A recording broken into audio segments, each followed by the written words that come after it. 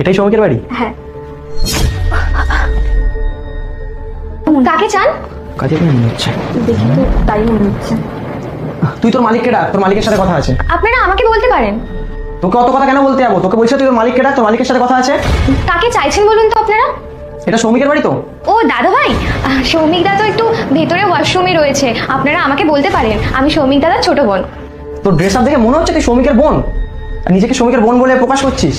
ওর জুতো দেখার চুলটা, ছি! কোথায় সৌমিক আর কোথায় ও? ওকে দেখে মনেই হচ্ছে না কোথা দিয়েছে ও এই বাড়ির মেয়ে। শোন, তুই চুপচাপ, তোকে যেটুকু বলা হয়েছে তুই সেটুকু কর, দেখে দে ওকে। আর এটা হলো আমার বোন, দুদিন পর এই বাড়ির মালকিন ওই হতে চলেছে। ও, এইটা দাদার গার্লফ্রেন্ড? বিশ্বাস করুন, আমি সৌমিক দা ছোট বোন। সৌমিক দা আমার নিজের দাদা।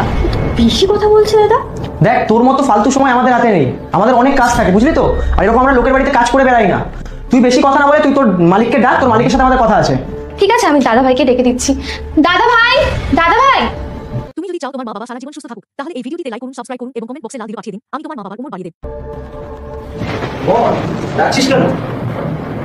আরে তুমি কখন এলে? কি বল